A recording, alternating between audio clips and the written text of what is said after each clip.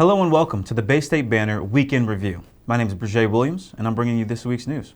In 2024, the devastating effects of climate change were undeniable.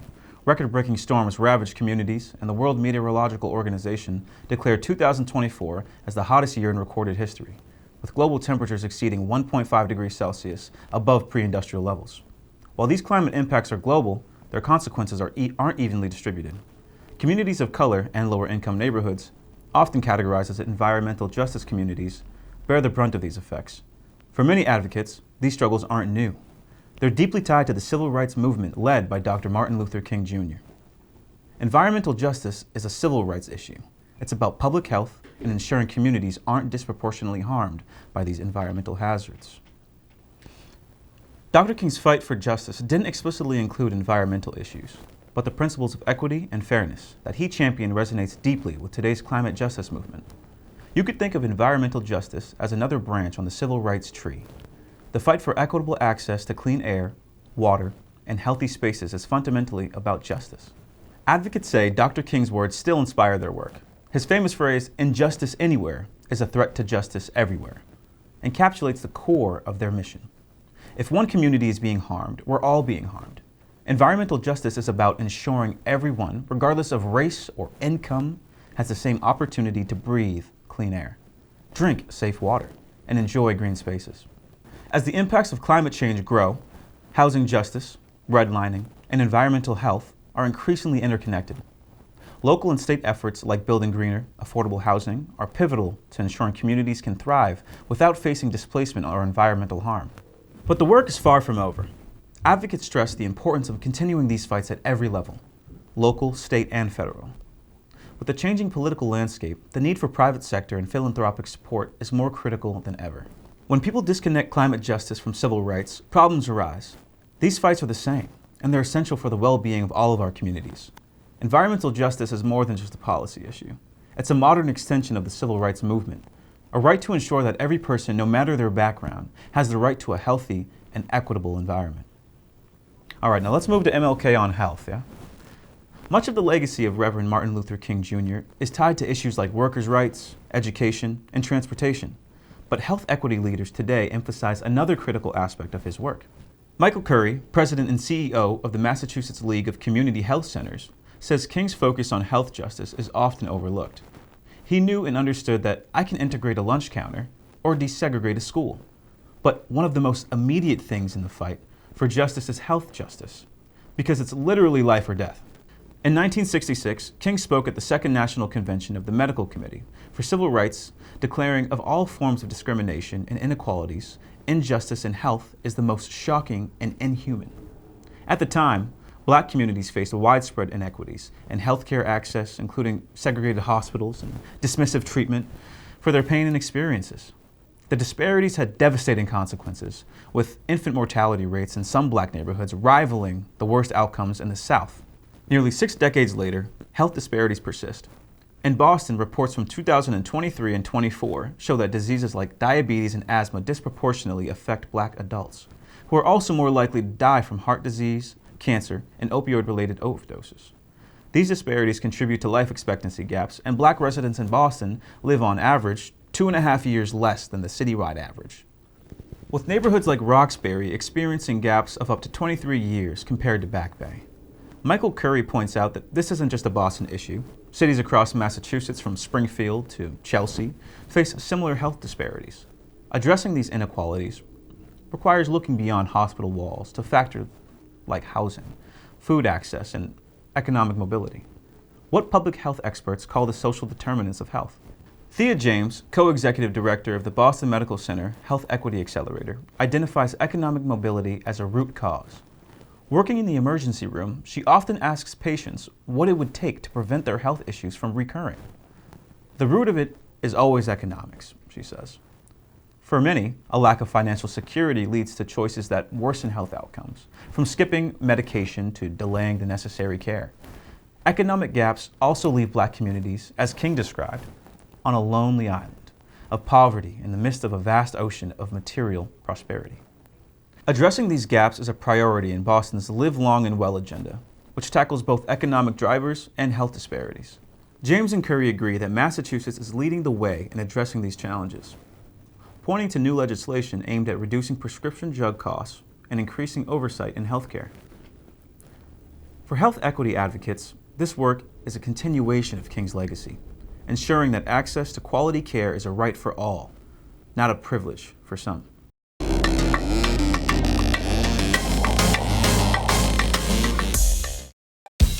The Boston restaurant scene right now is as exciting as it has ever been.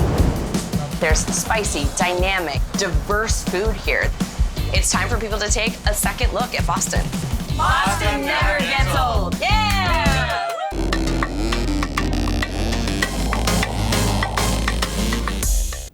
All right, let's move on to BPS closing. Big news. The announcement that Boston will close 4 public school buildings next year has reignited frustration among activists who are demanding a comprehensive facilities plan and equity analysis before any further closures. Mayor Michelle Wu and BPS Superintendent Mary Skipper revealed last week that Excel High School in South Boston, the Denver Elementary School in Dorchester, the high school program at Community Academy in Jamaica Plain, and the Mary Lyon Pilot High School will all close. Additionally, Clapp and Winthrop Elementary School in Dorchester will merge into one community. These changes reflect a decade-long trend of declining enrollment across Boston public schools. While some education advocates acknowledge the need to consolidate resources, others criticize the district for making unilateral decisions without sufficient input from the affected communities. Barbara Fields, and member of the Build's BPS Stakeholders Coalition, said, "We've been complaining about the lack of transparency in their decision for years. There's no discussion at all with school communities and parents."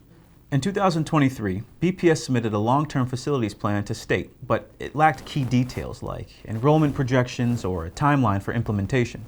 Meanwhile, officials have held meetings about the city's Green New Deal, a $2 billion investment in school construction and renovation.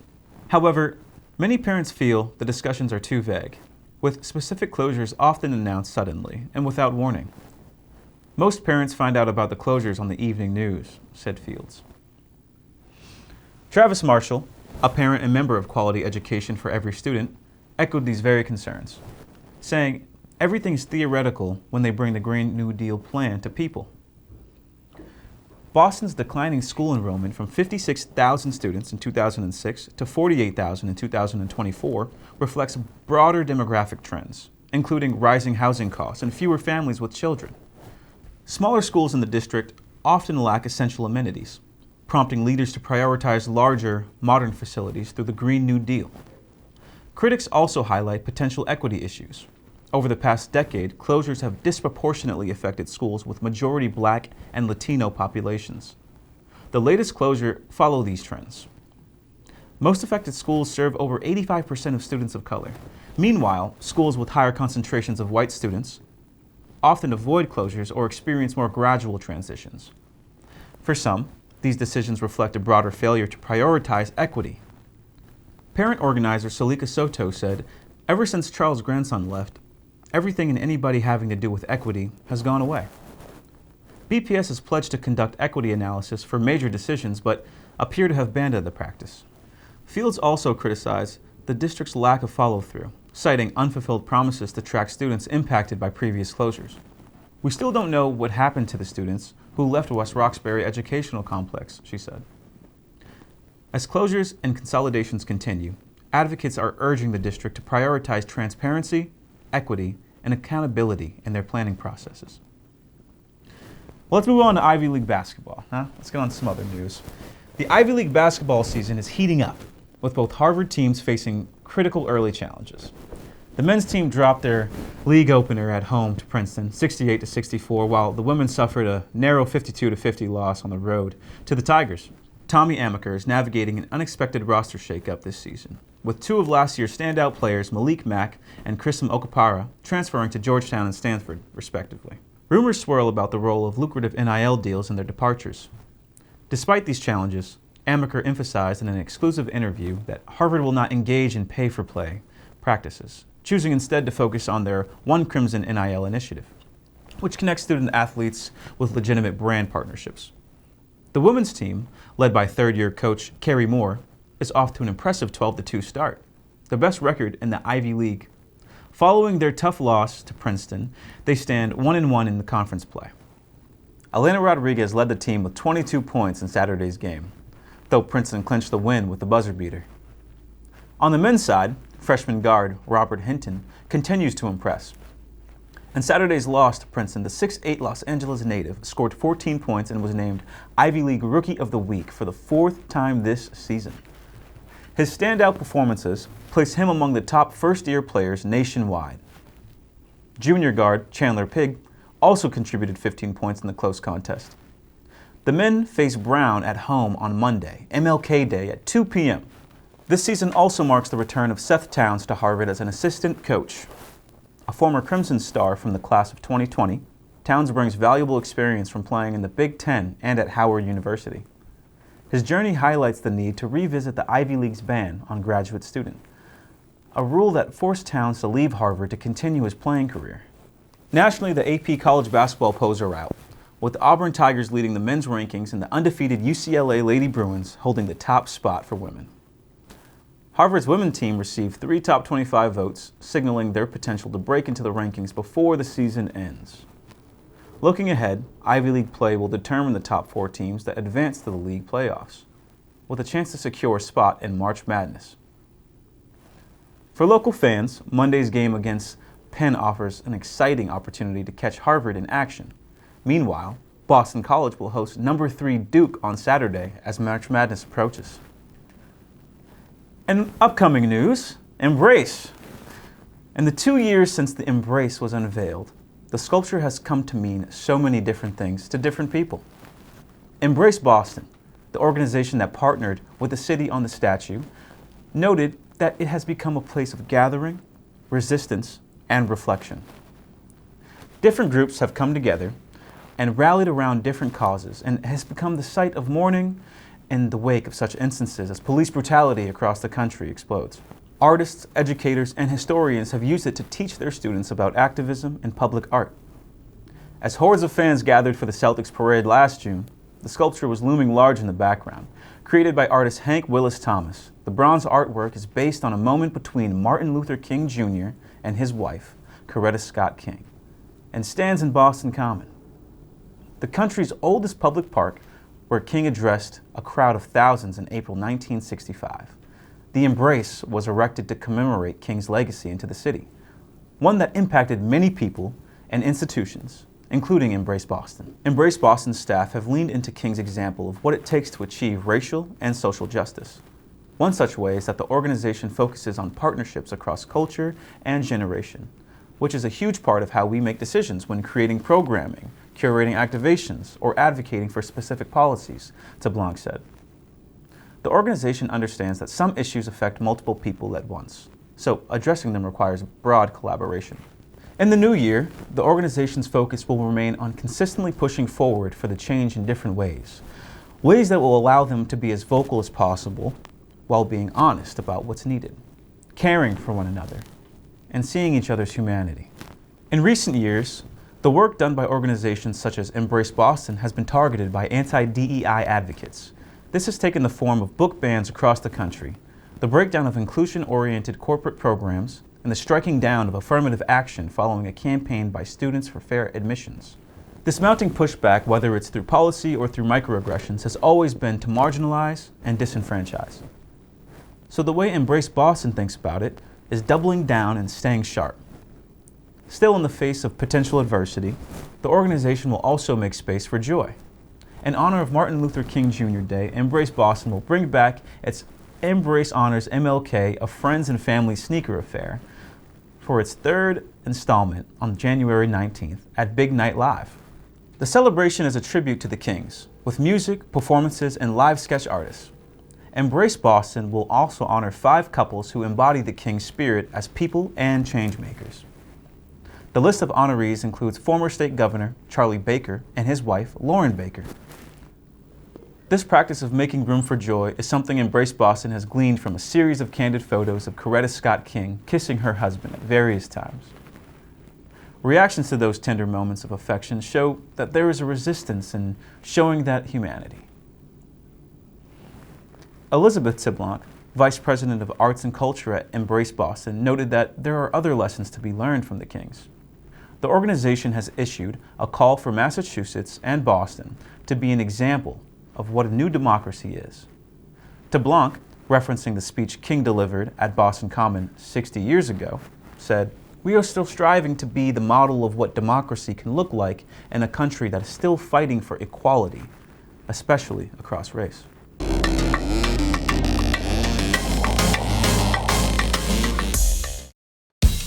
Restaurants are celebrations, they're hubs. It's about coming together, nourishing ourselves, our bodies, and our relationships with each other. We don't exist without the people that walk in our doors every day. We feed each other. Boston never gets old. The Boston restaurant scene right now is as exciting as it has ever been. There's spicy, dynamic, diverse food here. It's time for people to take a second look at Boston. Boston never gets old. Yeah!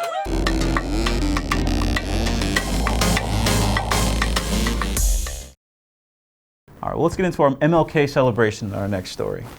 Over 20 years ago, the Museum of African American History and the Boston Youth Symphony Orchestras came together to put on a concert in honor of Reverend Martin Luther King Jr., a staple of celebrations held across the city honoring Martin Luther King Jr. Day. Over the years, both the orchestra and the audience have outgrown the performance's original home in the African Meeting House. The concert has made its way to venues like Faneuil Hall, the Massachusetts Institute of Technology, MIT, and this year, Dorchester's Strand Theater. But even as the event's reach has grown, the soul of it has always been the same, said Catherine Weiskell, President and CEO of BYSO. That soul, a celebration of the legacy of King and his wife Coretta Scott King, a musician and graduate from the New England Conservatory.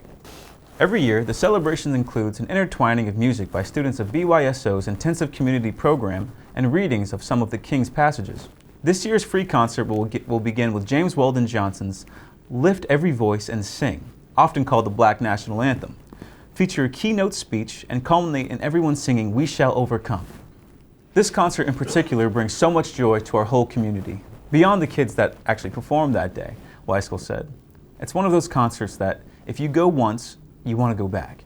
And you want to go every year because it just fills that hole in the soul and gives you lots of meaning that sustains you for a very long time. During last year's celebration, Dr. Noel Trent, CEO and President of the African American History Museum, was the keynote speaker. Trent saw this representation in action. The entire bass section was young black girls, a rarity that excited her. Dr. King's life and legacy is incredibly important as we continue to lift him up and lift up his work, she said. Well, that's it for this week's news. This is the Bay State Banner Weekend Review. My name is Brejé Williams. Thanks for joining. I'll see you guys next time.